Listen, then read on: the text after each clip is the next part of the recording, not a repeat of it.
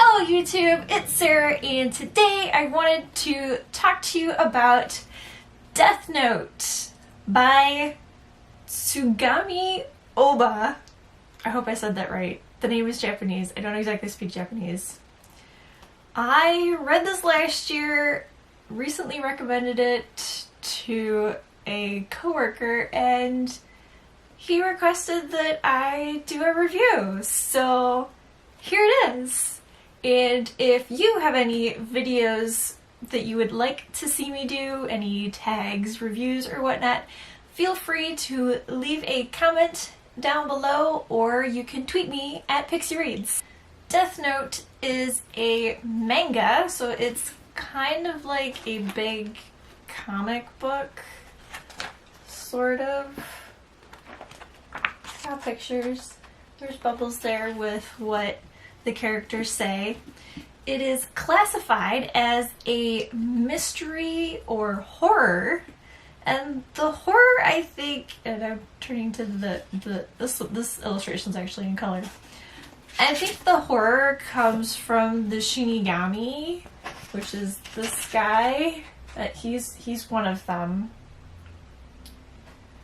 I know he scares my coworkers, which is actually how the recommendation thing came about. Yeah, that's a long story. We won't get into that one. This is a short manga series. It is 6 books. Yes, there are only 5 here. One of them's missing because my coworker is reading it. So, but it is 6 books. Depending on the edition that you get, this is the, I forget what it's called. I think it's just the black edition. And the pages are colored black, which is nice. And technically I think there's 2 volumes in these books. I think there's a nice little break, and it gives you some information that pertains to the story, which is nice.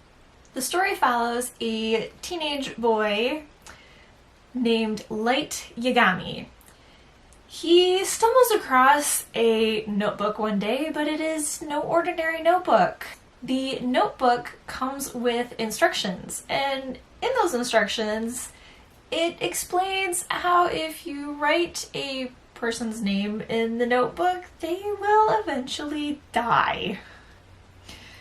Depending on what information you give with their name when you put their name in the notebook determines how they die. If you just write their name, they die of a heart attack within so many seconds or minutes. I've forgotten now how long it takes. Or you can explain explicitly in as little or as much detail as you want how they are to die. You can even control their actions to an extent. You can have them write letters or messages on mirrors or whatever you want them to do, and they will do it as part of their death. Light begins his little journey of killing by having criminals die. He is very into the criminal justice. His father works for the police, and it is what he wants to do, so might as well start killing off criminals. They are criminals after all. But even though these are criminals that are dying, the cops must investigate. Somewhat ironically, his father is put on the case, which gets to be pretty interesting. And they call in this, like, genius detective that isn't even, like, technically a cop, but he solves things. He solves crimes for the cops and others. He's kind of like almost like a private eye, but not. He's like the consultant. When the cops can't solve something, or when the equivalent of Scotland Yard for the Japanese can't solve something, they would go to this person, and this person goes simply by a letter, L. Light and L become adversaries obviously, Light wants to kill the criminals and get away with it, and thinks he can because how odd to kill people by a notebook. You don't even need to be in the same country as them. And Elle trying to solve how these people are dying and stop it. And the way they kind of play off each other keeps you reading. It keeps you engaged in the story, and it's like watching a very complex chess game.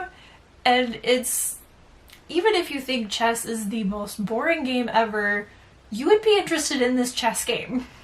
We're able to follow both of their thought processes in, well, if I make this move, this is what's going to happen, this is how I can anticipate his reaction, or, you know, we can't do that because of A, B, or C, and other countries get involved and start playing roles in this because Light starts killing criminals in other countries. And it's amazing how they're able to play off each other and anticipate each other's moves, and they're both trying to outthink the other. The catch with the notebook, which helps make the story a bit complex, is you need to know a person's name in order to have them die. Elle is obviously not Elle's name, but that's all we know him by. Now, there is a catch with the notebook. You can give up half your life. You will be able to see above a person's head their name and how many years left they have. The thing with the Shinigami is these years help them live longer, but we'll get into that. We'll get into that later. And so Light obviously can't just kill Elle because he doesn't know Elle's name, and Elle's not really going to give it to him or anybody. And as people around Light, granted there aren't many that figure it out in the beginning, but others start catching on to it, knowing that the person doing the killing needs to know their full name, they start taking precautions to not give out their names. And so Light has to get creative in some parts. One of them almost immediately in determining the person's name so that he can kill them and go on killing. I can say after finishing this series, I only have one question. With the Shinigami, they must write names in these notebooks to kill humans and get their remaining life kind of like fed into them. That's how they stay alive. With all these names that get written in this notebook, do all these years just disappear, or is Ryuk, who is the Shinigami attached to the notebook that Light finds, is Ryuk gonna live for several centuries now, basically because of all the people that Light has killed for him? That is the only remaining question I have, and it's not even like a deal breaker. It's something that I can, just go on wondering about. The illustrations in the book for the story are in black and white, and black and white I don't know how to explain it. I've always had an interest in black and white photography, so the fact that the pictures are in black and white instead of color didn't really hurt me at all. They do have a few color, like the one of Ryuk I showed you earlier, or they've got like this one, or these few with there's the Shinigami in their world, and then this is Light in his classroom. I think the black and white was done on purpose. Colors help convey emotions, and the lack of color does the same thing. This is a mystery slash horror. The black and white kind of helps with the horror aspect of it anyways, and a little bit with the mystery. I enjoyed that the illustrations were in black and white because I think it helped the emotion that you're supposed to feel of the story and kind of be afraid for people and maybe afraid for yourself.